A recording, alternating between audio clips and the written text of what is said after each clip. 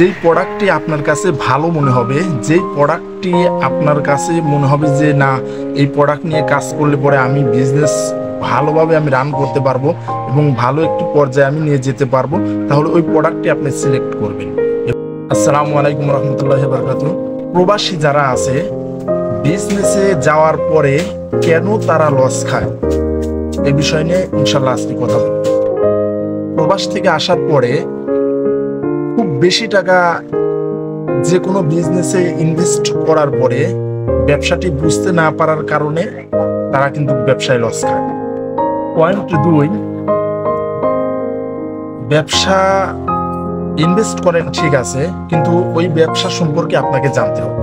আপনি যদি বিজনেস সম্পর্কে যদি না জানেন, আপনি প্রবাস থেকে দেশে আসার পরে আপনি যে কোনো একটি মার্কেটে অনেক টাকা ইনভেস্ট করেন, একটি শোরুম নিতে 3-4 লাখ টাকা লাগে, আপনার প্রোডাক্ট উঠাইতে আরো 8-10 লক্ষ টাকা লাগে, সব মিলিয়ে আপনি মনে করেন যে 15-20 লক্ষ টাকা আপনি ইনভেস্ট করার পরে কয়েক মাস খুব ভালোভাবে চলতে থাকে, তারপরেই দেখা যাচ্ছে যে আপনি ব্যবসা ডাউন হয়ে যাচ্ছে।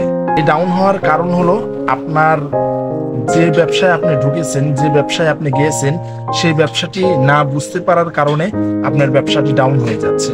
ঠিক আছে, এই বিষয়গুলো আপনাকে লক্ষ্য রাখতে হবে। আরেকটি বিষয়, যারা বিজনেস প্রবাস থেকে আসার পরে বিজনেস করবেন, অবশ্যই আপনারা খুব অল্প টাকা ইনভেস্ট করবেন।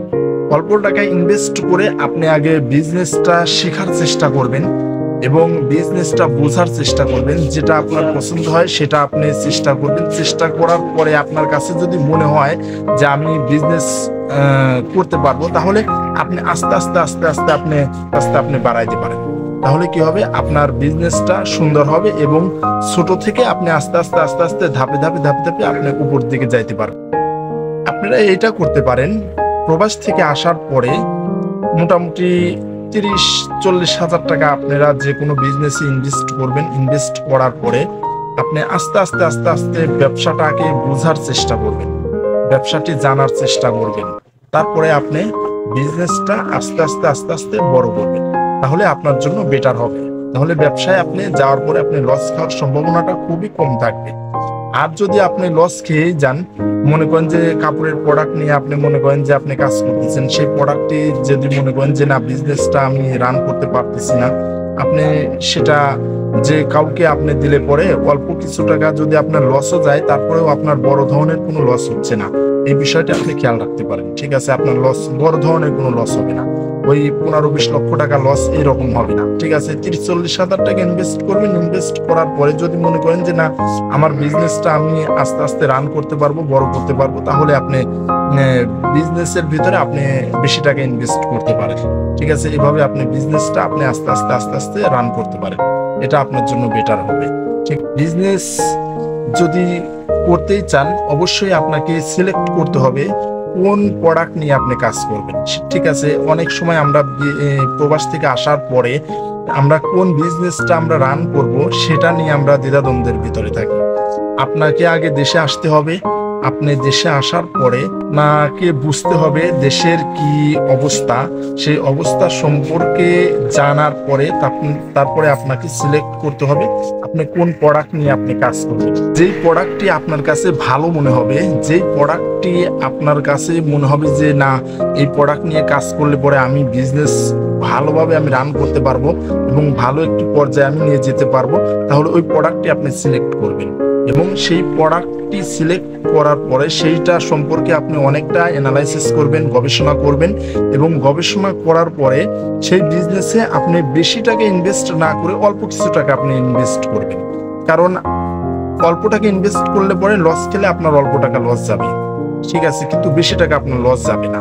যদি আপনি বেশি টাকা যদি ইনভেস্ট করেন তাহলে আপনার লস খাওয়ার সম্ভাবনা থাকতে পারে। লস যদি খেয়ে যান তাহলে আপনার অনেক টাকা আপনার লস হয়ে যাবে। এই জন্য আপনি ছোট টাকা ইনভেস্ট করবেন, লস অল্প হলে পরেও আপনার কোনো প্রবলেম হবে না। আরেকটি বিষয়, বিজনেসে আসার পরে এতটুকু লজ্জাবোধ করতে পারবেন না আপনি যে বিজনেস করব, ছোট বিজনেস করব, মানুষ আমাকে কি বলবে। যদি এই চিন্তা ধারণা আপনার মাথায় যদি থাকে তাহলে আপনি বিজনেস করতে পারবেন না। ঠিক আছে, অবশ্যই আপনাকে সেটা হোক ফুটপাতে ব্যবসা হোক বা ভ্যান গাড়ি করে ব্যবসা হোক, ঠিক আছে, আপনাকে লজ্জা করা যাবে না।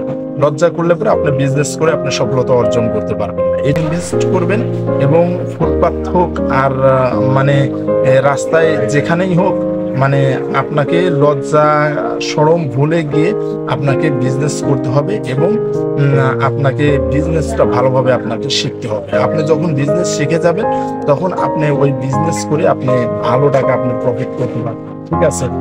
অন্যথায় আপনি এটা করতে পারবেন না। এই জন্য প্রবাস থেকে আসার পরে হুট করে আপনারা একটি বড় শোরুম নিয়ে নিলেন, 15-20 লক্ষ টাকা ইনভেস্ট করলেন, ইনভেস্ট করার পরে 2-4-6 মাস ভালোভাবে চলবে, তারপরে আপনার ব্যবসা ডাউন হয়ে যাবে, আপনি বড় ধরনের একটি লস খেয়ে যাওয়ার সম্ভাবনা থাকবে, ঠিক আছে। এই জন্য বেশি টাকা ইনভেস্ট না করে অল্প টাকা ইনভেস্ট করে বিজনেস আগে শিখুন, আগে জানুন, বোঝার চেষ্টা করুন এবং কোন প্রোডাক্ট নিয়ে কাজ করলে পরে আপনার বিজনেসটা পর্যায়ক্রমে আপনি ধাপে ধাপে আপনি সামনের দিকে এগিয়ে নিয়ে যেতে পারবেন। এই জিনিসগুলো আপনার মাথায় রেখে তারপরে আপনি বিজনেস স্টার্ট করুন, ইনশাল্লাহ আপনার সফলতা আসবে ইনশাল্লাহ। বিজনেস অবশ্যই যারা প্রবাস থেকে আসার পরে করতে চান করবেন, কোনো প্রবলেম নেই, তবে অল্প টাকা ইনভেস্ট করেই বিজনেস স্টার্ট করাই সবচাইতে বেটার, ঠিক আছে। তো অল্প টাকা ইনভেস্ট করলে পরে আপনার লস খাওয়ার সম্ভাবনাটাও খুব কম থাকবে, লস খেলে পরেও বেশি লস খাবেন না, ঠিক আছে। আবার নতুন কোনো ভিডিও নিয়ে আমি আপনাদের সামনে আবার হাজির হব ইনশাআল্লাহ। সবাই ভালো থাকবেন। আসসালামু আলাইকুম রহমতুল্লাহ।